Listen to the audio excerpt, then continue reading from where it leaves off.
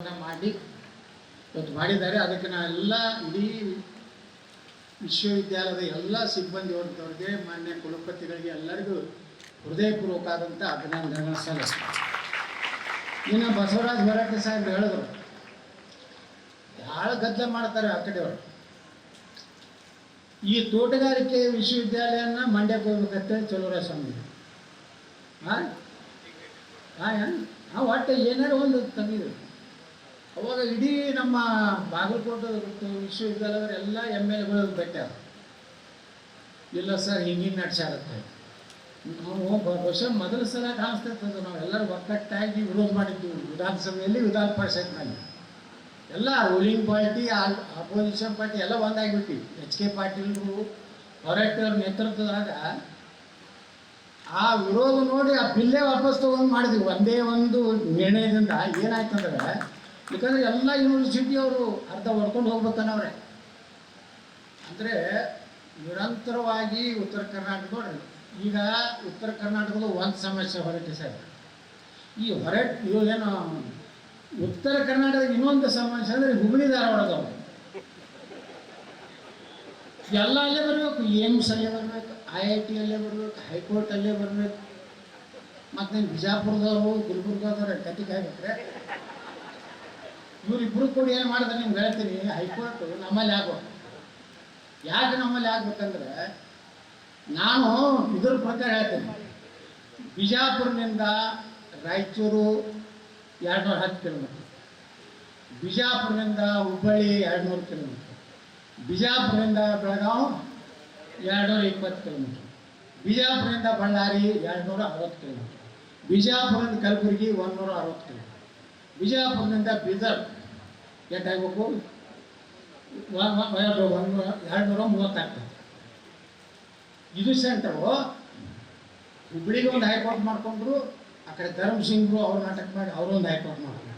ಅಲ್ಲಿಯೂ ಕೇಸಿಲ್ಲ, ಇಲ್ಲಿಯೂ ಕೇಸಿಲ್ಲ. ಜಡ್ಜ್ಗಳು ಖಾಲಿ ಬರೋದು, ಕೂತು ಹೋಗೋದು. ಕೇಸ್ ಅದ ಹೇಳಿದ್ರು.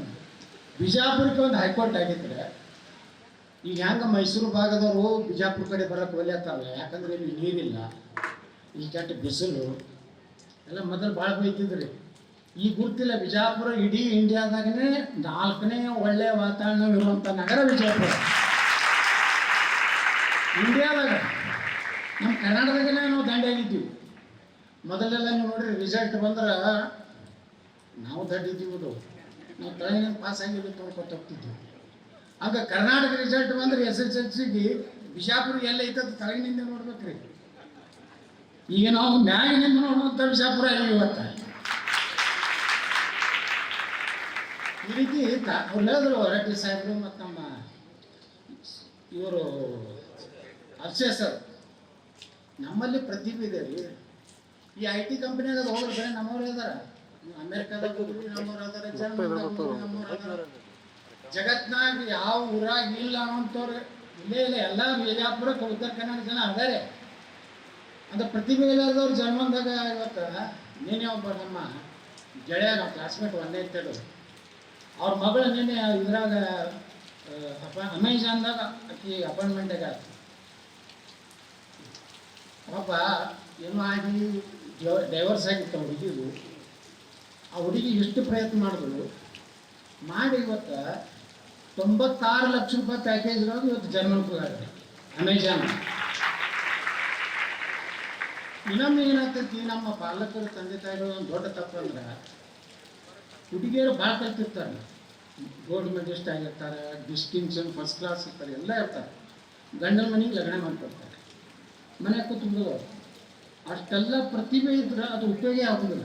ಇತ್ತು SC ST ರಿಸರ್ವೇಷನ್ ಇರಲಿಲ್ಲ, ನೌಕರಿ ಒಳಗೆ ಇರಲಿಲ್ಲ. ಇದನ್ನು ತಲೆ ಇಟ್ಕೊಂಡು SC ST ಜನ ಲೀಡರ್ಗಳು ಅದಾರಲ್ಲ ಈ ರಾಜ್ಯದಾಗ, ಮೋದಿಯವ್ರಿಗೆ ಬಾಯಿ ಬಂದ ಕೆಟ್ಟ ಶಬ್ದಕ್ಕೆ ಬೈತಾರಲ್ಲ, ಬರೀ ಕಸಬಾರಿಗೆ ಹಿಡಿದು ಕೆಲಸ ಗೌರವ ಕಾರ್ಯಮಂತ್ರಿಗಾಗಲ್ಲ ಕಟ್ಟೆ ರಿಸರ್ವೇಷನ್ ಇತ್ತು. ಇವತ್ತು MLA MP ಗ್ರಾಮ ಪಂಚಾಯತಿ ನೌಕರಿ ಒಳಗೆ SC ST ಏನಾರೆ ಅಂಬೇಡ್ಕರ್ ಅವರ ಕನಸು ನನಸು ಮಾಡಿದ್ರು ನರೇಂದ್ರ ಮೋದಿ ಅಂತ ನಾವು ಎಲ್ಲ ಒಪ್ಕೋಬೇಕು.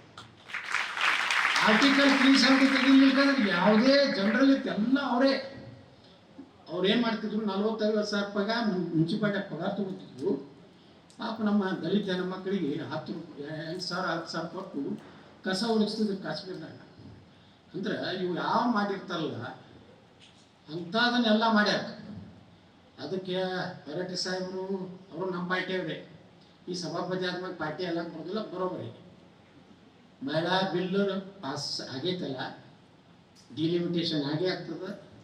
33% ನೀವು ತಯಾರಾಗಿರಿ, ಡಿಗ್ರಿ ಆದ್ಮೇಲೆ ಕೆಲಸ ಮಾಡಿರಿ. 33% ಇಲ್ಕಂದ್ರೆ ಬರೀ ಎಮ್.ಎಲ್.ಎ ಹೆಂಡತಿ ಮಕ್ಕಳು ಮತ್ತೊಂದು ಚಲೋ ಆಗ್ತೈತೆ, ಹೊರಗಿನ ಬಿಡೋದೇ ಇಲ್ಲ. ಅದಕ್ಕೆ ತಯಾರಾಗ್ರಿ, ಎಲ್ಲ ನೌಕರಿ ಮಾಡಿರಿ, ಇದು ಮಾಡಿರಿ. ರಾಜಕಾರಣಕ್ಕೂ ಇವತ್ತು 33% ಆಗೋದೇ ಯಾರು ಈಗ, ಯಾಕಂದ್ರೆ ಮೆಜಾರಿಟಿ ಮಾಡ್ಕೊಂಡ್ಬಿಟ್ರು.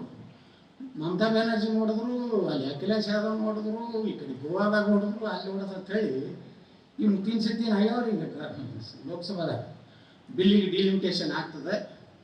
ಒಳ್ಳೆ ಎಮ್.ಎಲ್.ಎ MP ಗಳು ಕೆಲಸಕ್ಕೆ ಇವತ್ತು ಗಟ್ಟಿಯಾಗಿ ಮಾತಾಡೋರು ಬೇಕೇ ವಿಧಾನಸಭೆಯಲ್ಲಿ. ಅದಕ್ಕೆ ಆ ಒಂದು ಮೀಸಲಾತಿ ಆಗಿಲ್ಲ ಅನ್ನೋಂಥ ಕಲ್ಪನೆ ಇನ್ನು ನಾವು ತೆಗಿಯೋಣ. ನೀವು ಎಲ್ಲ ಕ್ಷೇತ್ರದಲ್ಲಿ ಬರ್ರಿ. ಆದ್ರೆ ಒಂದೇ ನಿಮಗೆ ಹೇಳೋದನ್ನೋದು, ನಾ ಯಾಕೆ ಇಷ್ಟು ಪಾಪ್ಯುಲರ್ ಆಗಿದೆ ಅಂದರೆ, ನಾನು ಹೊರಟ್ಟಿವ್ರು ಯಾಕೆ ಇಷ್ಟು ಪಾಪ್ಯುಲರ್ ಇದೆ ಅಂದರೆ ನಮ್ಮ ಭಾಷೆದಾಗೆ ನಾವು ಮಾತಾಡ್ತೀವಿ. ವಿಜಾಪುರ ಭಾಷೆ. ಈಗ ಕೆಲವೊಂದು M.L.ಎಗಳು ಆಗ್ತಾವಲ್ರಿ ಸರ್, M.L.ಎ ಆಗುತ್ತಾನ ಬಿಜಾಪುರದ ಮಾತಾಡ್ತಾರೆ. ಇಲ್ಲಿ ಹೋಗಿ ಪ್ರಮಾಣ M.L.ಎ ಆದ್ಕೊಂಡು ಚೆನ್ನಾಗಿದ್ದೀರಾ, ಎಂದು ಬಂದಿದ್ದು ಬೆಂಗಳೂರಿಗೆ, ಬಂದವ ಏನಂತ ಗೊತ್ತಾನ, ಅಪ್ಪರೇ ಮಗನ ಮಗ M.L.ಎ ಆಗಾನೆ ಚಾಲು ಆಯ್ತು. ಡಿಗ್ರೀಸ್ ಒಂದು ಓಟು ಕಟ್ಟಾಕೋದು. ಇವರು ಸಭಾಪತಿಯವ್ರು ಹಂಗೆ ಹೊಡಿತಿರ್ತಾರೆ, ಬುದ್ಧಿ ಇಲ್ಲ ಕುಣಿರ ಒಳಗೆ ಲೇಗಿ ಹಾಕಿರ್ತಾರ, ಅವೆಲ್ಲ ಅಲ್ಲಿ ತಾವು ಕೂತಿರ್ತಾರಲ್ಲ, ರೆಕಾರ್ಡ್ ಮಾಡ್ಕೋರು. ಮೊದಲೇ ಹೇಳಿರ್ತಾರೆ ಅಲ್ಲಿ ಹಂಗದಲ್ಲಿ ಸ್ವಲ್ಪ ಡಿಲೀಟ್ ಮಾಡಿ. ಅದನ್ನೇ ಮಾಡಿದ್ರೆ ತೇಜಿಸೋದು ಮತ್ತು ಬರ್ತೈತೆ ನೋಡ್ರಿ ಪೇಪರ್ನಾಗ. ಇಂಥವನ್ನ ಎಲ್ಲನೂ ಮಾಡ್ಬೇಕಾಗ್ತೈತೆ.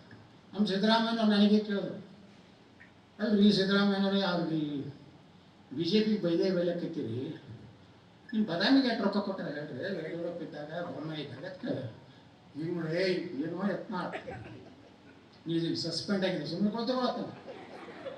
ನಾನು ಮಾನ್ಯ ಮುಖ್ಯಮಂತ್ರಿಗಳೇ, ನಿಮ್ಮ ದೇವೇಗೌಡರು ಉಚ್ಚಾಟನೆ ಮಾಡಿದ್ರಲ್ಲ ಅದು ಇತ್ತು.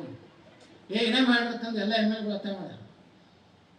ಸನ್ಮಾನ್ಯ ಮುಖ್ಯಮಂತ್ರಿಗಳೇ, ಸನ್ಮಾನ್ಯ ದೇವೇಗೌಡರು ಸಹ ನೀವು ಅಹಿಂದ ಚಟುವಟಿಕೆ ಮಾಡಿದ್ದಕ್ಕೆ ನೀವು ಉಚ್ಚಾಟನೆ ಮಾಡಿತ್ತು. ಹೌದು, ಹಾಗಾದರೆ ನೀವು ಉಚ್ಚಾಟನೆ ಆಗಿದ್ದರಿಂದ ರಾಜ್ಯದ ಮುಖ್ಯಮಂತ್ರಿ ಆದ್ರಿ. ನೀವು ಕುಮಾರಸ್ವಾಮಿ ದೇವೇಗೌಡರು ಉಚ್ಚಾಟನೆ ಮಾಡಿದ್ರೆ ಅವರು ಮುಖ್ಯಮಂತ್ರಿ ಆದರು.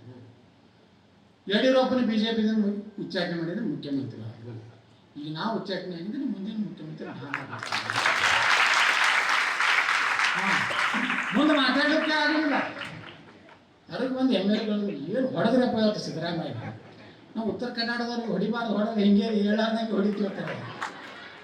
ಅದಕ್ಕೆ ನಮ್ಮಲ್ಲಿ ಜನಪ್ರತಿನಿಧಿಗಳು, ನೀವು ಭವಿಷ್ಯದಲ್ಲಿ ಯಾರು ಇಲ್ಲಿ ಪುತ್ತೂರು ರಾಷ್ಟ್ರಪತಿ ಆಗೋದಿರು, ಯಾರು ಕೇಂದ್ರ ಮಂತ್ರಿ ಆಗೋದು, ಅದು ಹಣೆ ಬರ.